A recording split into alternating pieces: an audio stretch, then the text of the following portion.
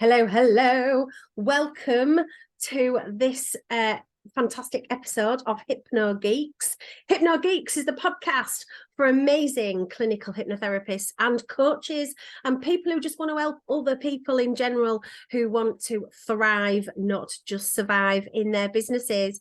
And today I have got the most amazing guest. Welcome, Melissa, to the Hi, Tell us a little bit about who you are and what you do before we kind of get into it, because I've got like a million questions for you. I love that you've called this here geek, because I am like the biggest geek when it comes to anything about energy, spirituality, higher self connection, well-being, all of that stuff. And for me, I blend the psychotherapy techniques or psychotherapeutic techniques with energy work, spiritual practices, to help you understand who you are, get clearer on your purpose, and unleash your spiritual superpowers. Yeah, no, what really stood out for me when I first kind of met you, because we met on some kind of I don't know what it is, some kind, like Facebook are doing chat things now and everyone's in a chat and you're like, I don't know who any of you are, but hi. It was one of those, and you just like shone like a bright light out of all of the noise that was kind of in there, because I felt that you were speaking about a soul-led business. And I think that's what we wanted. That's what we're all doing it for. We're not in it because we want to be bazillionaires. That'd be nice, but we're in it because we want to do something that gives us a sense of purpose, something that we're going to want to get out of bed because it's passionate. What does a soul-led business mean for you? You know how we go through life thinking that we should be doing something, we need to be doing something, we must be doing something. This is everything I've been working for. This is what society tells me to do. This is what my university degree gets me to, blah, blah, blah, blah, blah. This is what was expected of me. It's not that. It's really going into who you are, what brings you joy, what helps your growth, what it is that really plays on your own unique talents and your unique superpowers, and even your unique limitations that we hold, where we can really find that and then use that to help ourselves, maybe become the bazillionaires if that's what you want to do, but really to use that to then help inspire and lead other people. Amazing.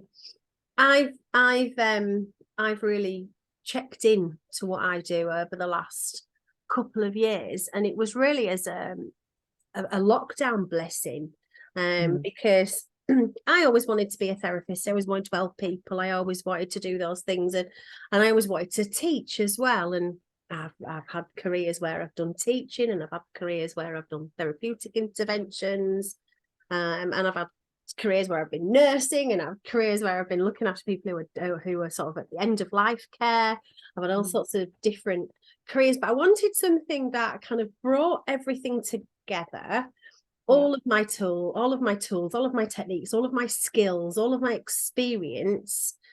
And I wanted something that didn't exhaust me as well, something that I bounced out of bed in the morning and embraced doing every single day. But something that didn't completely exhaust me, because I do have I've always said I'm an all or nothing kind of a person, but for me that means that when I'm all in, I'm almost obsessively researching, I'm obsessively looking, I'm obsessively posting on social media, I'm obsessively attending a next course, I'm obsessively learning something new all the time. And I think there's a great joy in learning new things and developing and self-development and progress. And anyone who's like a self-development, self-growth, personal development junkie like I am will probably be going, me, I've done them courses, I've done that one. And I almost feel like things like Centre of Excellence and Udemy, who offer these lovely CPD courses, they're like feeding my addiction. So for me, it was a soul-led business. For me is very much about finding a way of living and breathing and working and loving what I do, and it lighting me up, and it giving me passion and joy and all of those things that you say.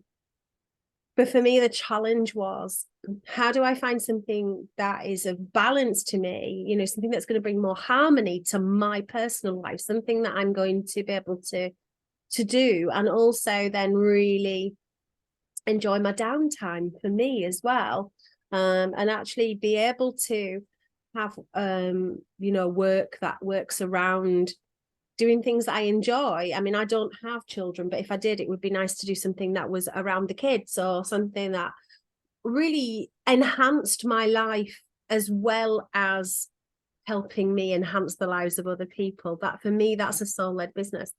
Yeah. But finding that balance was a huge challenge for me. What do you feel are the biggest challenges that soul-led businesses face? Sometimes when you absolutely love what you do, it can, you know, I love what I do. I could literally do what I do all day long. Well, I could, well, I could, but I couldn't do the client thing all day long, because then there's the draining. But anyway, the environment, the learning, the kind of being seeped in it. And for me, there isn't really a separation. Now I've got 3 children, a husband and a house and the business, and, you know, and my husband's business as well. And there's a lot going on. And I think sometimes we can, when we love what we do, we can risk that, like, well, I'm all in, like you just said, and I just want to keep on doing and keep on going. And, you know, and I understand that, you know, quite often I'll work in the evenings because I really enjoy working, but I always make sure that I'm there most of the time for the school run. I'm there most of the time for, you know, taking them here and there and doing the parties and family time and holiday time and all of this stuff. And I think it's just understanding that we are a balanced, or we're seeking balance, we're seeking equanimity, but we live in this world where we're told, or we're expected in the corporate world, what we work, 9 till 6, and then you have 20 days holiday or whatever it is a year. And so we're kind of conditioned to be in this thing like, well, work is for the majority of your life, and then you're working to play, but then you're too exhausted to play. And really, when we tune inwards and we go, okay, well, what is it that I really want? That can often be the reminder of why we're feeling so uncomfortable living that life.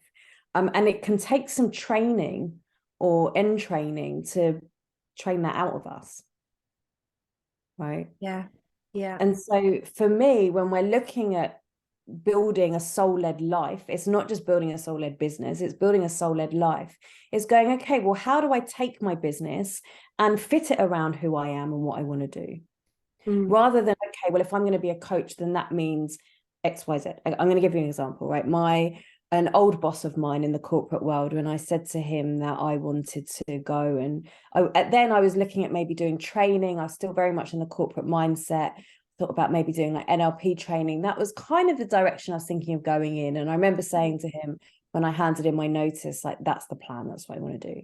And he said to me, well, you know what, Melissa, if you go and work for yourself, you'll be traveling up and down the country, you'll be calling and trying to get clients everywhere, you're going to be like chasing businesses, and you're going to be working even more hours than you're working now. And I remember sitting there thinking, oh, well, that doesn't sound ideal. Don't want to do that. Don't do that. So thank you very much to him for showing me what I don't want. But I can see that, I can understand that, because there's this expectation, there's this chasing. And what I've discovered is that the universe has this amazing way of helping us move through life, and to give us these little breadcrumbs, and to give us these little inspirations. And if we start to take them and go, okay, well, what is it that I really want? Is it that I want to chase the gazillion pounds, or is it that I want to chase this freedom that owning my own business gives, or this quality of life, or this ability to learn? Like for me, early on, a very big part of my decisions was, can I carve time out to do the study that I want to do? I took a spiritual counseling diploma, which was 16 months. I'm now just starting a psychotherapy diploma, which is another about the same, 16 months. And that feeds into, what do I want to do? I could be running workshops every week. I could be taking 10 clients on if I wanted to. But if we strip it all back, what do I want? what brings me satisfaction, what brings me joy, what lights me up, what helps me grow, then I know when to say no to something. That's a big part of this. And when to say like a full massive yes. Yeah, for me, when I say those full massive yeses, my body tells me as well. I light up on the inside. I get tingly and goosebumps all over. I feel excited. I feel inspired. I can't wait to get started. And when I get that feeling, I go, ooh, I really need to do that. This is something I need to invest my time in. This is something that I need to put my joy into, because this makes me feel really excited. This makes me feel really good. This feeds my soul. It fuels me, and I can see how it can help so many other people as well. And that's when it's exciting. But I sometimes find that there are so many things that you get told, you must be doing this, and you've got to be doing that, and you need to be doing this, and you need to be acting in that way, and have you thought about this, and you're doing that. None of that excites me, and none of that lights me up. And I think one of the best things that I've ever done is get help to do all of those things that don't light me up. Pay somebody to do all of that stuff, because it freed me up. It freed up my time. It freed up my energy. So then I get up every day and I don't have to worry about those things. I don't have to think about those things. I don't have to give my time or my joy away to those things. I can throw all of me into the stuff that I really, really love. And I know when you first started out your business, you're like, I don't know if I can really afford to get someone to help me do this. Pay a VR assistant, £20 a week, find one client a month to pay for your virtual assistant. Get a few hours, get someone to help you do those bits and pieces. And don't feel like you have to be like a social media guru, because when you're putting your heart and your soul and your joy into it, even if it's just the one thing that you do a month, that joy and that passion that'll pour through your social media videos. People pick that up as being authentic, as being something that they can connect with and relate to. Doesn't need to be every day. It doesn't need to be every week. There's so many things that kind of like sparkly things that grab your attention, and you can feel like, oh, which sparkly thing do I go for? You don't go for the sparkly thing. Go for the thing that rocks your world, and hand the other stuff over if you feel it's something that's needed doing. That's kind of what I've been learning along the way. I think that there is this expectation, like people say, so I support a community of people who are on their spiritual path, and many of them are looking to start their own like Reiki businesses or reading practices or all the stuff. And that's often a question I get asked like a lot. Do I have to go live every day on Facebook? Do I need to post 3 times a day? And it's like, well, you can. But what's more important is that you have one post. You need to be consistent. I think that there's something about having a consistency, but when you're finding it really hard to, for example, constantly post on social media, what is it that you're finding hard? Because I understand the live video is one thing, but for posting, for me, what I'm doing is I'm like, okay, what's in my mind today? What's in my heart today? What is it that I can share that's not just, oh, I've got to share something because I've got to be on social media. It's like, oh, well, in my meditation practice, I had this inspiration, or I have a conversation with somebody and this inspiration. And you know what that does is it starts to make you, as you're going through your life, even as you're scrolling through your social media feed, doing the passive thing, you start to become aware of, okay, where is the inspiration for me? And then that makes you more aware of your body, more aware of these full body yeses that start to come in rather than scroll. Mm-hmm. So my suggestion would be, if you are there and you're like, oh, I'm just trying to build my audience, I'm trying to get my name out there, do become consistent, but don't think that you have to write a certain post. Really write from the heart. Think about what it is that you're building, that you're creating, that the message that, is why, like, why am I doing the message? And then you don't have to write a whole essay, even a 2-line, they're little colorful posts that you can do. Even one of those, just like a quote that you've read or a question that you have, just do something, just get yourself out there, and you'll find then that you'll become more in the flow. And that's the point, is finding your flow. And maybe your flow is, okay, well, I quite like to post once a day, or once every other day, or 3 times a day. Or I like to, for example, if you read a journal, or if you read or you're doing a course on something, go, okay, what can I say about that that's going to interest my audience? And use it as your vision board / journal. Yeah, that's a really good idea. It's almost like a self-reflective practice then, isn't it? Because you're using it as okay, what's lighting me up today? Rather than what can I sell today? How can I get somebody to buy what I'm doing? Because that's nonsense. Because like you said, you'll see if you're posting from that place of inspiration, it oozes through and people feel that. And you don't want to work with the, 3 billion people that are on Facebook. You literally couldn't work with even like 1% of them. So just talk to the one person that's going to get you, because then you'll find that your clients are your soul clients. And the difference comes. I love it. I've also, like, along my journey, and I loved what you said there, by the way. I just want to go back. I just want to thank you for that, because I do think sometimes we get a little bit caught up in what am I selling today? How do I sell? And actually, social media platforms are about getting rapport with people and about helping people see who you are and guiding them to connect with you, so that then when they go, oh, look, you offer something that actually really could help me too, they're totally just going to come to you because they've established a relationship with you. That's what social media is about. It's about the relationships that you build with people, not necessarily about the big hard sell. When people want to buy something, they'll Google it, or they'll go on Amazon.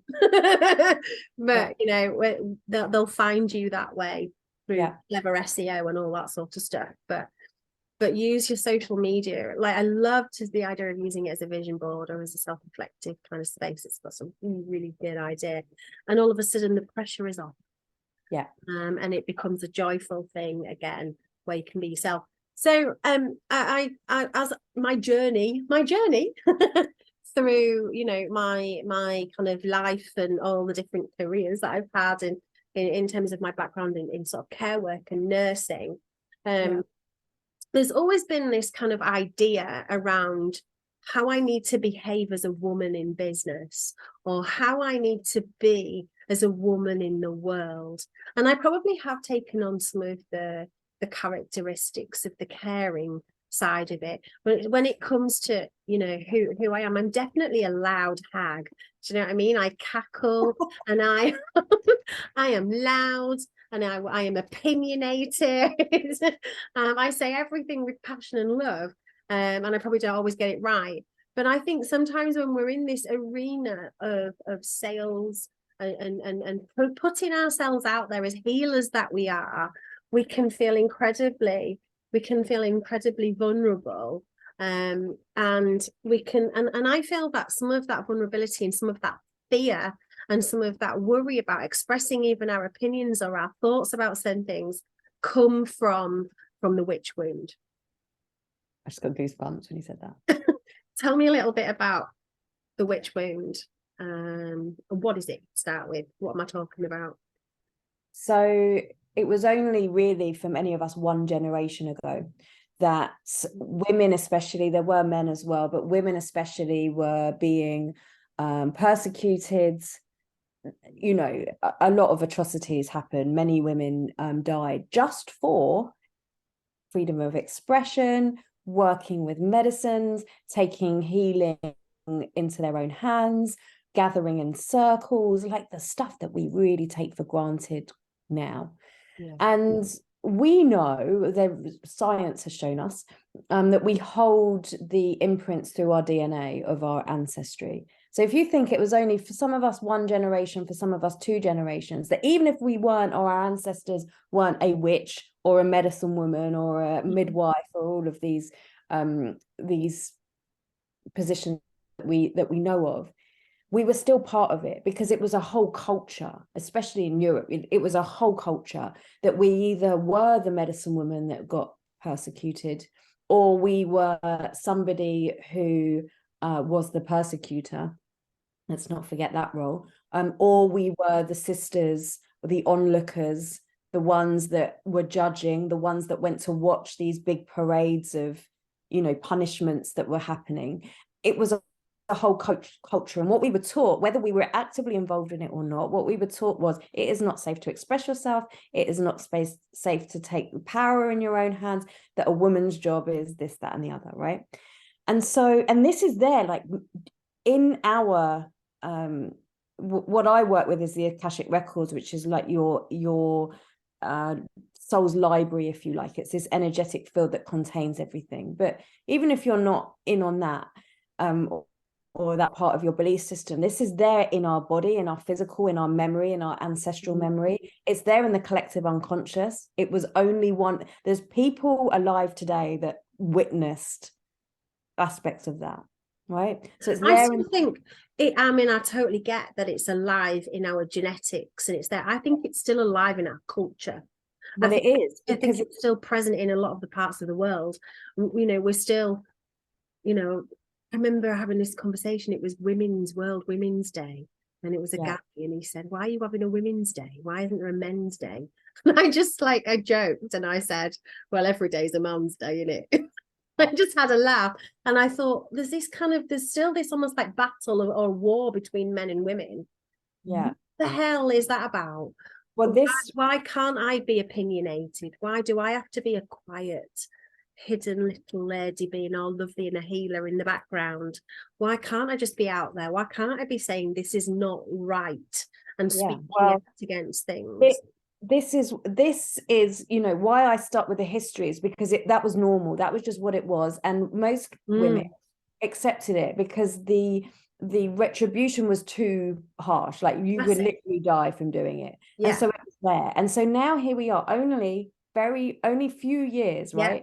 Less than 100 years later, and it's still there in our collective unconscious. And so we still hold that fear of what if. But then what is happening as the consciousness of the planet raises, as the world becomes smaller, as we have these opportunities to connecting with our tribe across the world and all of this stuff, something is starting to awaken in us. And we're going, hold on a minute. I remember that I could go to the earth to heal. I remember that I could chant and howl at the moon. I remember that I could dance around naked and whatever it is, right? And I remember, and it becomes this remembrance, but it's so in opposition to what we've been taught is right and taught is true under this kind of patriarchal energy that we've been in, and that's just the system, right? The women especially, men as well, but women especially are rising up. And then what happens at some point, we rise and rise and rise, like, yeah, this is good.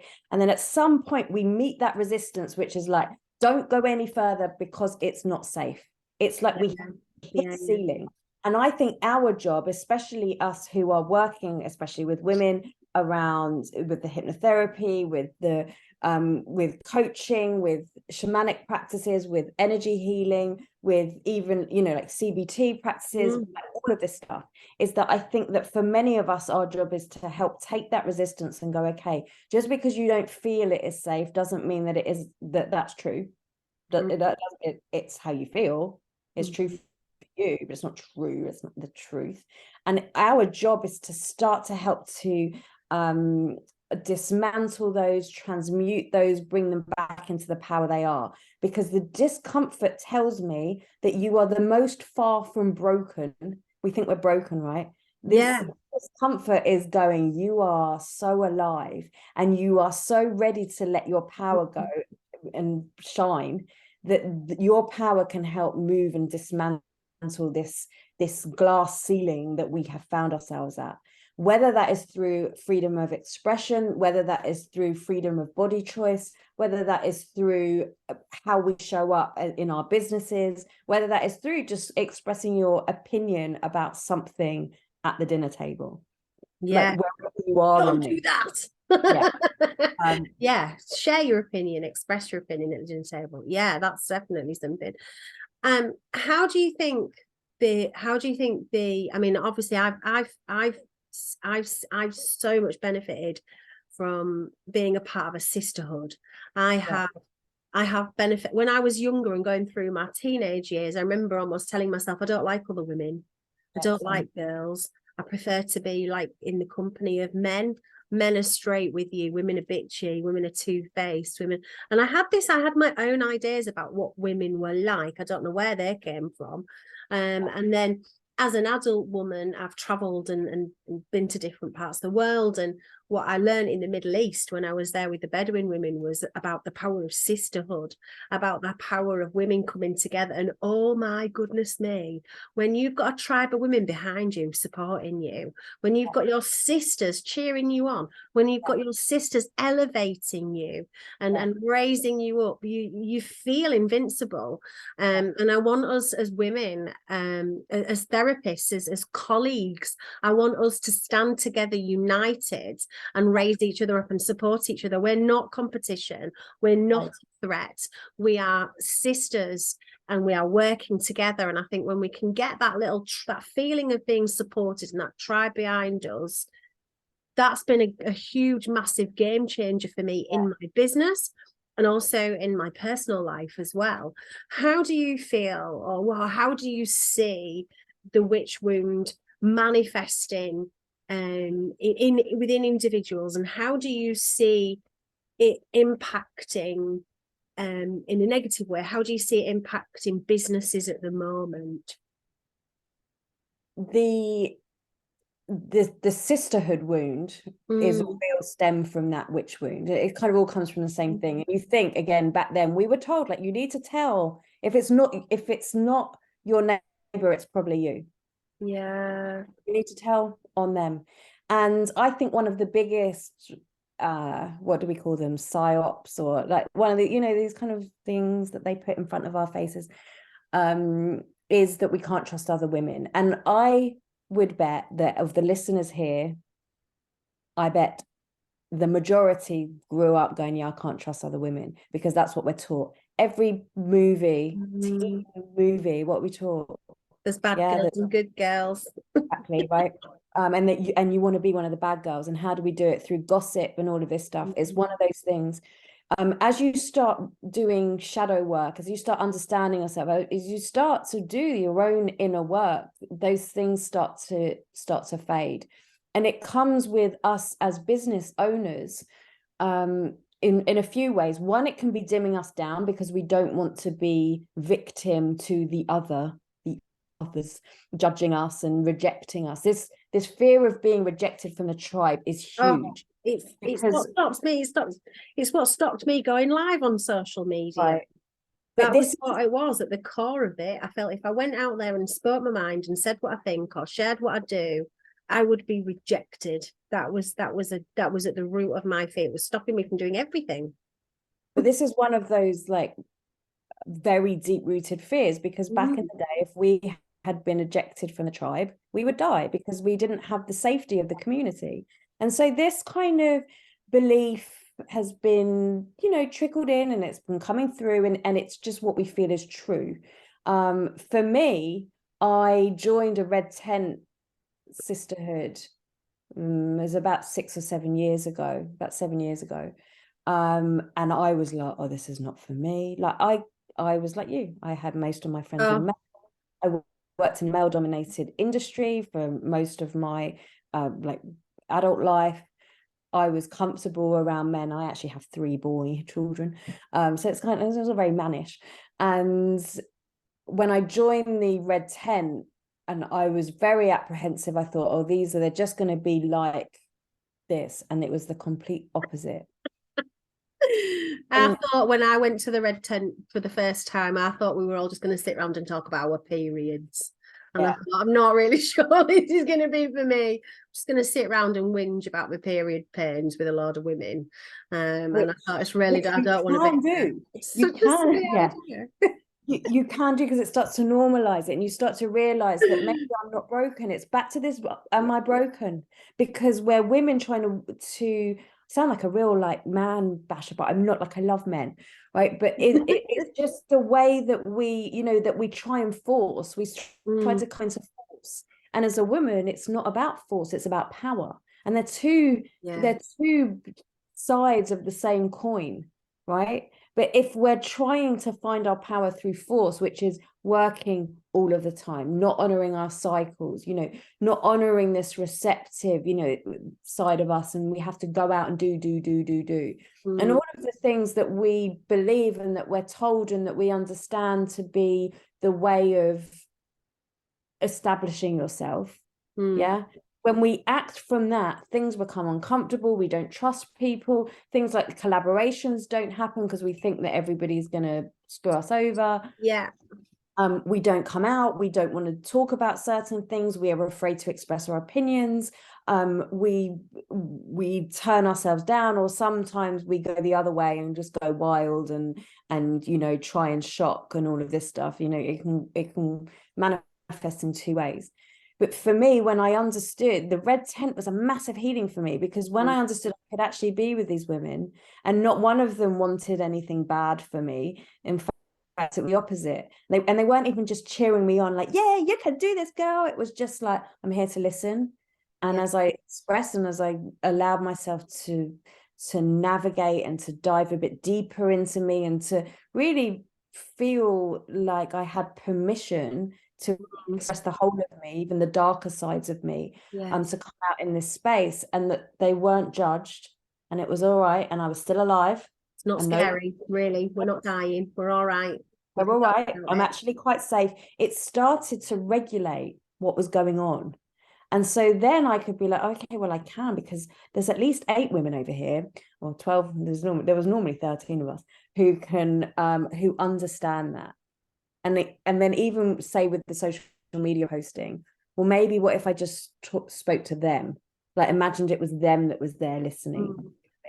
And so there's a very deep healing that can happen. You don't have to go into red tent or, you know, these systems. It doesn't have to be that. But just exploring that, you know, and asking yourself, well, what do I think about other women? What does it mean for me to be successful in my business? What would I need to give up if I was successful? And what does successful mean? Because I used to think successful meant the big house, the big car, the massive client list, the, you know, all of this stuff, and the 6-figure or 7-figure, now 8-figure, you know, business, or whatever you think it is. But it's not. Success for me is balance. Success for me is enjoying showing up and sharing what I do. Success for me is being able to share and to teach, but also still having that room to move and evolve and grow. Yes. And that's what success is for me. Success for me is that soul-led business. It's that heart-led business. It's that lifestyle that is it's all encompassing. It's my work, it's my play, it's my connection with others. It's all of those things, isn't it? And it's and for me, it's a beautiful, abundant flow of giving and receiving. For me, that for me is joyful, and I kind of measure my success in joy. I love that. Like, we could talk about meditation, and we could talk about spiritual practices that help to heal that hit with that kind of witch wound that we're in. And I'm sure that we're all therapists here and listening, so we probably all have lots of ideas. But I want to talk about what potential do individuals have, and what can we do to reclaim that power, to get back that autonomy, to heal that witch wound, and how can we support each other to do the same? I think the most important thing is to meet yourself where you are, right? Don't look at somebody else and think, no, that's what I should be, that's what I could be, blah, blah, blah. Find where you are. Literally self-inquiry. What do I think about other women? How safe do I feel around other women? Who do I not feel safe around? And that's not like anything to do with them at all. This is you. Who do I feel a bit uncomfortable around? And you'll start to discover that maybe I feel uncomfortable around people who are powerful. Maybe there's some people listening that feel uncomfortable around you or I. And that's okay. That's no reflection on you or I. That's just, okay, what is it? What is it that I'm feeling discomfort for? Where do I not feel safe? How do I really react when this opportunity comes along? Find out where you are, because if you don't know where you are, you will not be able to heal it. It's just becomes the noise in which you are trying to fight against. So give yourself time, give yourself compassion to do that. Because what I found was that my body, I wasn't regulated when it came to certain things, right?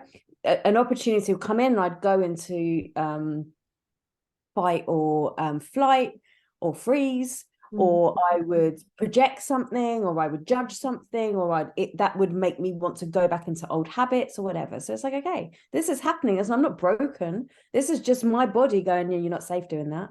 And so then it's okay, well, how do I make myself safe? I love doing things like tapping. I work in the Akashic Records, which really just helps me get to it at that energetic point, but that's not for everybody. Start to go, okay, this is where I am. How can I use my breath, my voice, my tapping practices, my hypnotherapy practices, my meditation journey, my mantra, like whatever you love, right? To find that acceptance with that. Okay, that's where I am. That's where I am. And then what will happen is that you'll start to, when that opportunity comes again, there's almost been a domino taken out. Yes, it might still all tumble down, but there's a moment where you go, okay, I'm just reacting. I'm reacting to something that's not really true. So start with the awareness. And then it's about proving to yourself that it's okay. It's conversations like this. It's listening to something that maybe you feel a little bit uncomfortable about. Maybe it's going to the red tent. Maybe it's reaching out to a friend, a colleague, another woman, and asking her opinion, or asking, do you want to come and collaborate? Do you want to come and talk about something? Should we sit here and talk about our periods? Whatever it is, right? Something that makes you feel a little bit uncomfortable. And then you kind of do it and you're like, okay, I'm all right. I didn't die. It was They're all okay. still alive. It was okay. Benefited. I learned something from that conversation. Because that starts to create these different neural pathways in your body. That starts to create a different reaction. And, you kind of keep doing that. And then it just becomes your new normal. I think a lot of the work that I do in my soul-led business is around empowering women, and I've always found that I was really drawn to doing that kind of work. When I was teaching out in the Middle East, I went out there to empower women. I found that they empowered me because I learned about sisterhood, and I learned the power of storytelling. And I learned all sorts of stuff, but I was expecting to educate and empower them, and it was totally very masculine, right? I went out there with women are not educated out there, and when they need to have equal rights and all that, and I learned that there was this beautiful connection that they had that we were missing here, because what I reflected on was women almost tread on each other to succeed and achieve quite often. We pull each other down to clamber up the ladder of achievement or success in whatever way that might look. And there, what I really saw was mothers and sisters and friends coming together and raising each other up and supporting each other. And I was like, this is amazing. I really need to learn from this. But it kind of spoke to me in a deeper level, and some of the work that I've done with my own past life experiences that I've sort of visited and relived, and I was Bedouin in a previous life, so it's no wonder I felt really comfortable sitting on the ground in a tent in the desert. It was like I was just right at home. And I've certainly been through being a torturer of women and receiving torture in previous lives, and I've had to kind of undo vows and do some of the deep healing work. And in doing that healing work, it has transformed my physical health in this life, but it has also made me want to really raise up my colleagues and my sisters, and it's made me feel more excited and less scared about collaboration and working with others. And it was really kind of quite quite mind-blowing, that working with metaphor of past lives, or the idea or the principles of having the philosophies of having previous existences, incarnations, and you know, visiting that in hypnosis, and sort of recognizing the dimensions of a story or of a previous life memory, however you want to look at it. I don't suppose it really matters. And recognizing the wounds that were there, and the pain that was there, and the damage that I'd done, and being able to atone for that and heal from it as well. It's profoundly healing, and has put some fuel in my rocket to want to deliver hypnobirthing courses, actually, is where it's taking me at the moment, and to really put out my joy in birthing course that I'm rolling out later this year. But I know that, like, we're totally on the same page in this, because you work really with the Akashic records.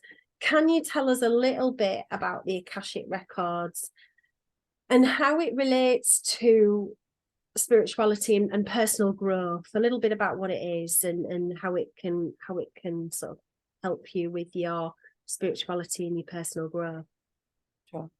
The Akashic records they're actually not just about your past lives. They're this record of everything that has ever been said, done, been acted upon. And I think there's so many layers to it, because when we can have this awareness, actually, whether you believe in past lives or not, right, you can look at this as the collective consciousness, you can look at this through our ancestry, like, actually, for me, you can look at it as metaphor, all actually, of that. But the concept of the Akashic record is there is this energetic field called the Akash, which holds everything that has ever been thought, said, done, believed, acted upon, not acted upon. As it's got everything, and that each of us have our own records, which are in many ways driving us. They're informing us, and just like, you know, that, you know, you showing up in a certain way every day is a consequence of who you were.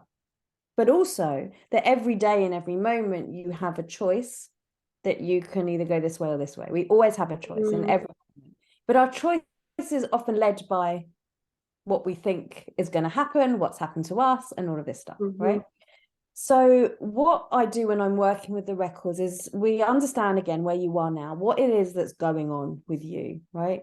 And then we can go into the space and understand what energetically we are holding, a belief, an experience that happened. We speak about what you just shared, that sometimes we're the victim of something and sometimes we're the perpetrator of something. And we will hold different sides of that. We will hold guilt, we'll hold shame, we'll hold expectation, we'll hold this maybe remembrance of having power that came through force. You know, these are all informing us, but they're informing us at such a deep level that we don't even know they're informing us. Right. And so when we can go back and experience that through metaphor or through vision or through journeying or through you know, speaking about something, then it kind of like opens it up into the light. So we can go, okay, once upon a life, I was the I was the person that prosecuted that woman for doing that thing. No wonder now I feel scared that I'm going to be seen, or that my actions are going to cause XYZ, or that I'm going to be found out that I'm not what I now believe in. And it's not in your head, it's like there underneath something. But as we know this, we can go, okay, well, I understand that, why that happened, and I understand that XYZ has caused ABC, and I'm not going to let that be my truth anymore, because it's not my truth. I think that when you get to that place where you have that understanding, even if that understanding's come through a form of a metaphor or a vision or a dream or whatever you want to think of what you're experiencing when you're doing this kind of work, when you have that understanding of why things have happened, or even kind of grasp a kind of concept, it disempowers the negative influences of that. So if you have a discomfort with being powerful because you abused, or in your imagination, in your mind, in your previous life, you abuse that powerful situation. That can be a huge block to stepping into your power now, because it's almost like, I don't feel safe. I don't feel I'm safe. I feel like I'm putting other people in danger by stepping into my power. Yeah. When you can recognize that, you can go, oh, yeah, now I understand. Okay, well, I'm just going to move forward now. And just releases, sometimes like light bulb moments. yeah, with those light bulb moments. it releases like that. If you imagine these like little energy balls, they're all just there, and they're just sitting there waiting. Sometimes something happens and it triggers and it goes, oh yeah, remember me, oh yeah, and you're like, what is that? Now I feel really uncomfortable, or now I feel this, or I've got this. When we open it up and go, okay, I'm going to look at you now, and then you're like, oh, okay, well, you're not that scary. And okay, and you know what, I'm sorry that I did that, but you know what, in that life I was doing the best thing that I could with what I had. That was my job, that was my role. And you know what that does is it brings you an inner understanding of you and your workings, but also there's this amazing side effect that we start to have more compassion for other people, because we realize that sometimes we didn't behave in the way that we would like to see ourselves as behaving now, that we have indeed at some point, or at least we hold the potential to have been every side of every coin. Yeah, we've been the dark and the light, the male and the female, the good and the bad, like we've been it all. And then suddenly when somebody then, you know, maybe exerts that power over us, which if we've got it in there and it triggers us and it makes us feel uncomfortable, when that's open and that same thing happens, it somehow transmutes into this understanding and this compassion, and like, okay, well, this isn't the person, but this is one of their woundings, or this is one of their life lessons that they're moving through. And so we don't judge them. And when we release that judgment, it releases us from judging ourselves. So it's this whole mirror thing that's going on, that as I heal me and me, it completely changes the way I show up and the way the world shows up for me. Incredible.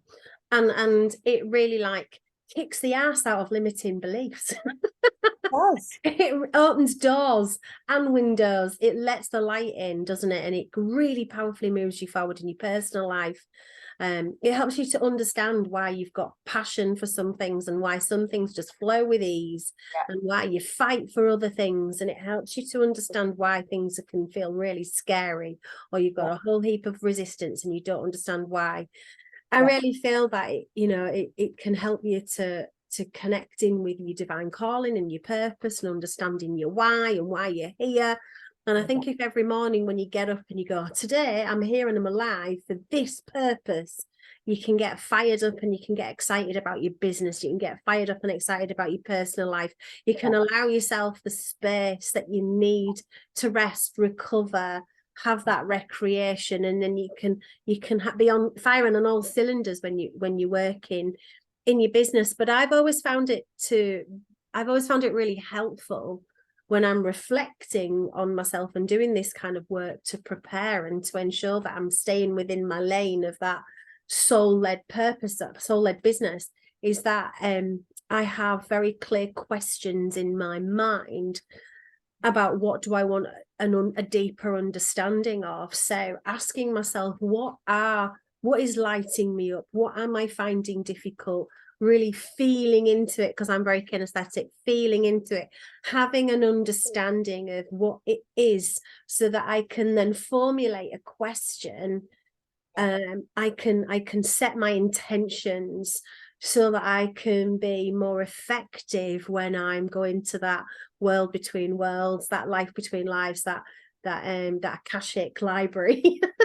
I think it's important to have an intention, otherwise you may not understand what it is that you're being shown. It gives everything context. And also in terms of the Akashic, like the way for me the Akashic works is that if you imagine, like, there's literally everything like ever through all of your soul's lives. And you think even in this conversation, in this hour or so that we've been together, how many thoughts you've had, how many experiences had, how many memories have come up, how many kind of questions have come up from the listener. And you've all had, we're here having an experience, they're all having an experience, and you've just written 45 minutes of new records in this time. So if you don't have an intention, then you're like, well, what am I looking for and what am I being shown?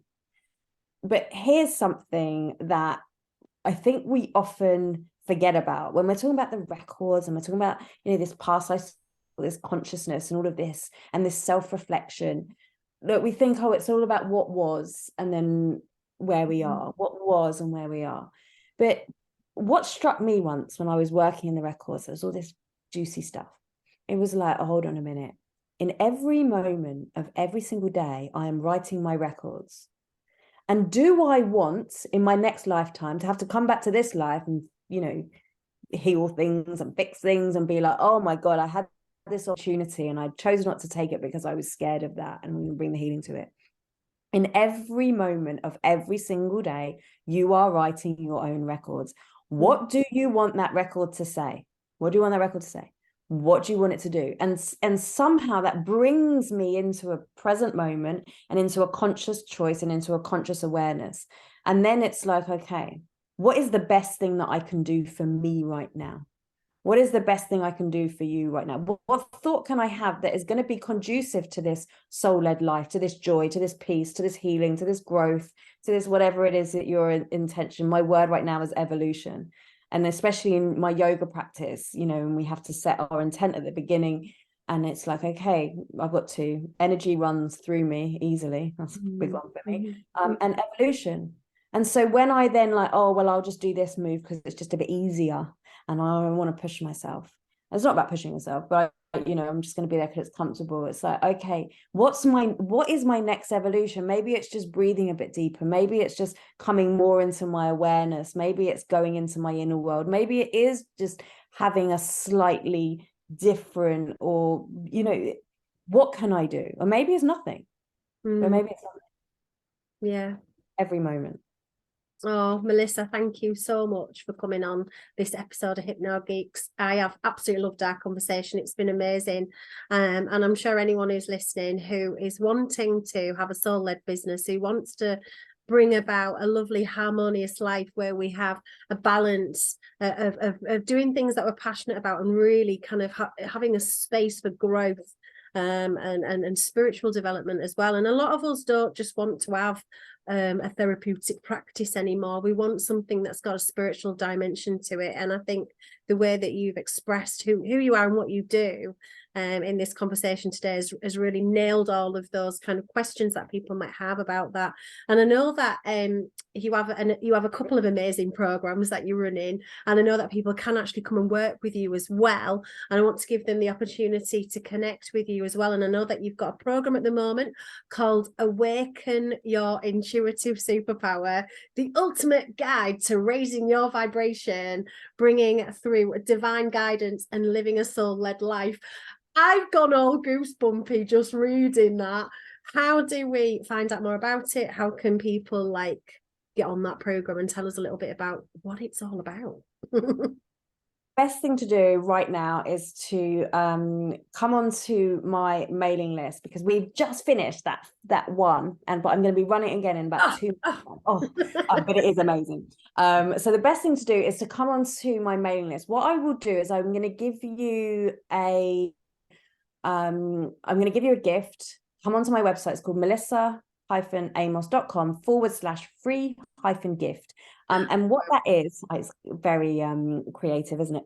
What that will give you is a meditation to help you understand your inner voice, how it is that you respond to guidance and intuition and spirit and all of this stuff. And then you will be first in line to hear about the next time that comes on. That is completely free. The Awaken practice is completely free, although I have got something if you're in the UK coming up later on in the year, which you'll hear about if you're on my mailing list. But I also am about to launch a new opportunity to work with me for an extended period of time, especially for people who want to be business owners or work into the intuitive field and really get into that, which will be blending business practices, psychotherapy, counseling skills, energy work, all of that stuff. So if you're interested in that, find me on Facebook, get on my mailing list, or send me an email and we'll talk about that. get on Melissa's mailing list immediately, because she's got so much good stuff. That sounds so amazing. Thank you so much for that beautiful gift, and thank you for your gift of time today. I have loved this conversation, and thanks to everyone who's listening. Have an amazing week. Take care. Lots of love. Bye for now.